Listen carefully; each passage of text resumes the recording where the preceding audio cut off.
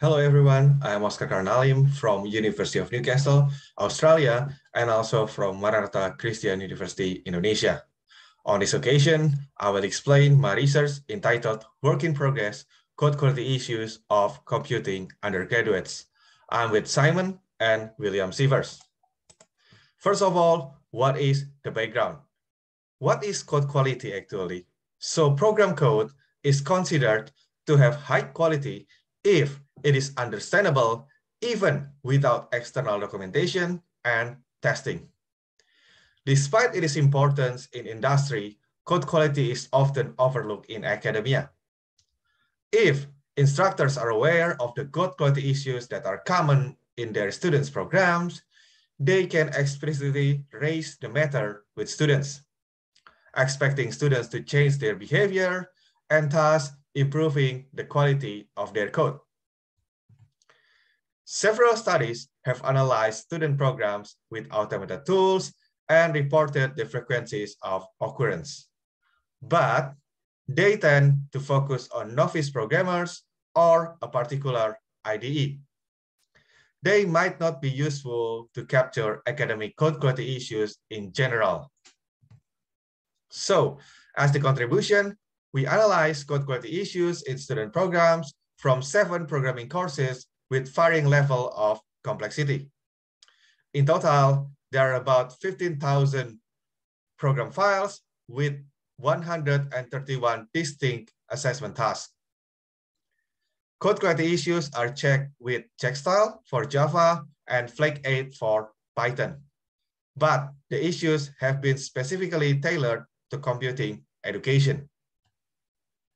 As the method, so all program files were grouped based on their programming language, and code quality issues in each language were identified, counted, and normalized based on the number of program files. After that, we qualitatively examine code quality issues whose proportion of occurrence is 10% or more. We are aware that facets of code quality are not universally agreed, but we believe that the general principles are fairly broadly agreed. First, for Java, empty line separator is the most common code quality issue. So students do not leave blank lines between code components, appearing to assume that the code is readable enough without them. They also believe that some code components, such as import statements, are distinguishable from others simply because of their unique syntax. The second one is need braces. So some students prefer not to use braces for a branch or a loop whose body is a single statement. While this can be convenient, it reduces the readability of the code block and can potentially result in error if the code is further developed. This kind of optional use is not taught in any of the courses that we studied, but students might have learned it from the internet or other sources as their programming knowledge has grown. The next one is unnecessary parentheses. So some students add more parentheses just to ensure that the expressions parse properly. It is sometimes also a result of fixing erroneous expressions, fearing that without the extra parentheses, the expressions will become error again. The next one is multiple variable declarations. So some students declare variables with similar functionality in one program statement, perhaps thinking that it enhances the readability while making the code more concise. While the reasoning does make sense, this code might be less readable for novices, especially those who are not used to multiple variable declarations. The next one is line length. So few students use long and complex program statements without breaking them to several lines. And sometimes it is also a result of adding explaining comments. The next one is declaration order, which is expected to be static variables, followed by instance variables, constructors, and methods. So students often mix up static fields with the non-static ones and constructors with regular methods. The next one is one statement per line. So few students write multiple program statements in one line to make the program look more concise. The remaining code quality issues are less frequent, with occurrences below 10%. Some of them are a result of assessment design, like abstract class name and empty catch block, while some others might be a result of inefficient problem solving, like empty block, nested if-depth, and Boolean expression complexity. It is worth noting that nested try-depth is the only code quality issue with 0% occurrence. Why? Because try-catch blocks are used much less often compared to other syntax blocks.